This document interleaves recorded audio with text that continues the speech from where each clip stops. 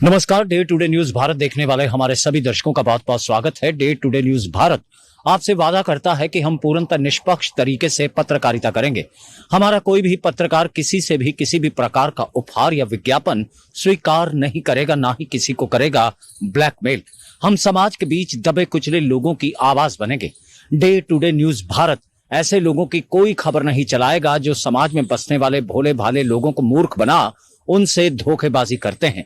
आप लोगों की नजर में लोकतंत्र के इस चौथे स्तंभ को भी मजबूत करने की हर मुमकिन कोशिश करेगा डे टुडे न्यूज भारत। जी, पंजाब के खेतीबाड़ी मंत्री की अगर बात की जाए, सरदार गुरमीत सिंह खुडिया, आज उनकी तरफ से एक प्रेस वार्ता का आयोजन किया गया। दरअसल पिछले दिनों हुई बरसात और बाढ़ के चलते जो है पंजाब के बीच तकरीबन 5 लाख हेक्टेयर भूमि जो है वो खेती बाड़ी योग्य थी, वह पूरी तरह से बेकार हो गई। यानी पानी ने हर किसान की फसल को लीलते हुए उसे पूरी तरह से बर्बाद करके रख दिया। लेकिन उन्हीं किसानों को राहत प्रदान करने के लिए, उन्हीं किसानों को जो है फसल बीजने के बीच राहत देने के लिए अब पंजाब सरकार के कैबिनेट मंत्री सरदार गुरमीत सिंह खुडिया ने इस बात का खुलासा किया है कि हर किसान को जो है वो 5 एकड़ के लिए उत्तम क्वालिटी का बीज जो है खेती करने के लिए दिया जाएगा। मतलब अगर किसी किसान के पास भूमि 20 एकड़ है तो उसे जो है 5 एकड़ भूमि के बीच खेती करने के लिए बीज जो है वो सरकार मुहैया करवाएगी। इस बात का हवाला जो है गुरमीत सिंह खुडिया ने पत्रकार वार्ता के दौरान दिया। साथ ही उन्होंने इस बात का हवाला भी दिया कि इस आपदा की घड़ी में जो है हाल ही में कई राज्यों के कृषि मंत्रियों की आपस में बैठक हुई थी और यूपी के कृषि मंत्री शाही ने भी हामी भरते हुए पंजाब को जो है वो 1000 कुंटल बीज बढ़िया क्वालिटी का देने की बात कही है। इसके अलावा 500 करोड़ रुपए का बजट जो है वो किसानों को मशीनरी उपलब्ध करवाने के लिए रखा गया। भले वो रोटावेलर की बात हो, बेलन की बात हो या दूसरी मशीनरी की बात हो, उस पर भी फोकस करते हुए पंजाब सरकार के कैबिनेट मंत्री ने इस बात की जानकारी दी कि 500 करोड़ का बजट जो है वो रख दिया गया है। और साथ ही उन्होंने साफ किया कि पंजाब के बीच किसी भी किसान को किसी भी तरीके की दिक्कत जो है वो नहीं आने दी जाएगी। भले किसान के पास भूमि 20 एकड़ है, उसे 5 एकड़ के लिए तो बीज मुफ्त मिलेगा, लेकिन बाकी के बचे 15 एकड़ के लिए जब वह बीज खरीदेगा तो उसे उस पर पूरे तरीके से सब्सिडी भी दी जाएगी, जिससे किसान का ही फायदा होगा। सरदार भगवंत सिंह जी मान मुख्य मंत्री पंजाब,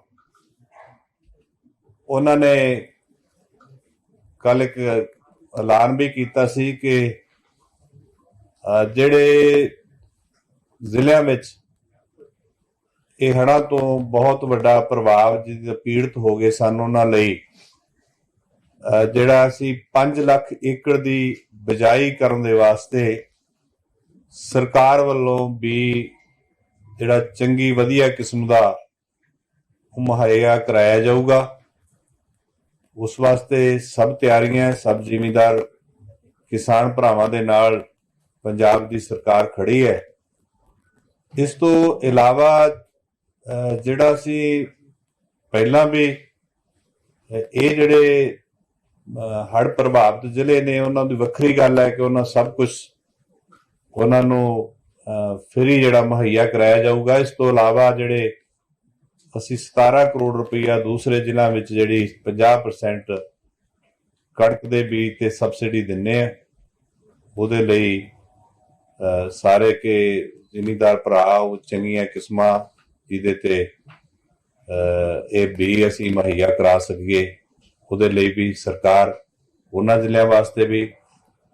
ਵੈਸੇ ਤੁਸੀਂ ਸਾਰੇ ਜਾਣਦੇ ਹੋ ਕਿ ਬਹੁਤ ਵੱਡਾ ਨੁਕਸਾਨ ਹੋ ਗਿਆ, 2300 ਦੇ ਕਰੀਬ ਪਿੰਡ ਜਿਹੜੇ ਉਹਦੇ ਪ੍ਰਭਾਵ ਥੱਲੇ ਆਏ ਹੈ।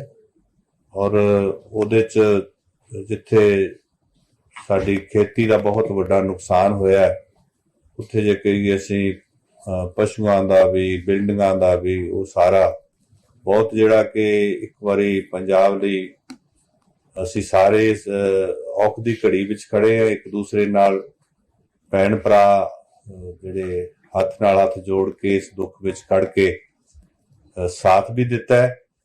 ਪੰਜਾਬ ਦੀਆਂ ਚਾਹੇ ਕੋਈ ਸੰਸਥਾਵਾਂ ਸੀ ਜਿਹੜੀਆਂ ਪਹਿਲਾਂ ਵੀ ਸੇਵਾ ਵਿੱਚ ਰਹੀਆਂ, ਚਾਹੇ ਉਹ NGO ਸੀ ਜਾਂ ਕੋਈ ਹੋਰ, ਅਸੀਂ ਉਹਨਾਂ ਨਾਲ ਵੀ ਜਿੱਥੇ ਜਿੱਥੇ ਰਾਬਤਾ ਹੋ ਸਕਿਆ ਕਰਕੇ ਪਸ਼ੂ ਪਾਲਣ ਮਹਿਕਮੇ ਵੱਲੋਂ ਉਹਨਾਂ ਦੀਆਂ ਦਵਾਈਆਂ ਦਾ ਪ੍ਰਬੰਧ ਜਿੰਨਾ ਵੱਧ ਤੋਂ ਵੱਧ ਕਰਿਆ ਜਾ ਸਕੇ, ਗਾਂ ਪਹੁੰਚਾਇਆ ਜਾ ਸਕਦੇ, ਉਹਨਾਂ ਨਾਲ ਲੱਗ ਕੇ ਵੀ ਉਹਨਾਂ ਵੱਲੋਂ ਵੀ ਉਹਦੇ ਵਿੱਚ ਵੀ ਸਾਥ ਦੇ ਕੇ ਹਮੇਸ਼ਾ, ਕਿਉਂਕਿ ਜਦੋਂ ਇਹੋ ਜਿਹਾ ਵਕਤ ਆ ਜਾਂਦਾ ਹੈ ਉਦੋਂ ਆਪਾਂ ਸਾਰੇ ਜਾਣਦੇ ਹਾਂ ਕਿ ਪੰਜਾਬ ਦੇ ਲੋਕ ਕਦੇ ਪਿੱਛੇ ਨਹੀਂ ਰਹਿੰਦੇ। ਕਿਤੇ ਦੁਨੀਆ 'ਚ ਹੋਰ ਵੀ ਇਹੋ ਜਿਹੀ ਕਿਤੇ ਲੋੜ ਪਈ ਹੈ ਔਖ ਦੀ ਘੜੀ ਵਿੱਚ, ਉੱਥੇ ਵੀ ਆਪਾਂ ਖੜੇ ਹਾਂ, ਦੇਸ਼ ਵਿੱਚ ਵੀ ਖੜੇ ਹਾਂ। ਅੱਜ ਸਾਡੇ ਪੰਜਾਬ ਦੇ ਲੋਕਾਂ, ਪੰਜਾਬੀ ਭਰਾਵਾਂ ਤੇ ਬਹੁਤ ਵੱਡੀ ਵਿਪਤਾ ਬਣੀ ਪਈ ਹੈ। ਤੋ ਜਿਹੜੇ ਸਾਰੇ ਦੂਸਰੇ ਜ਼ਿਲ੍ਹਿਆਂ ਦੇ ਪੰਜਾਬੀ ਭੈਣ ਭਰਾ ਆਪਣੇ ਵੱਲੋਂ ਦਿਲ ਖੋਲ ਕੇ ਇਮਦਾਦ ਵੀ ਕਰ ਰਹੇ ਆ।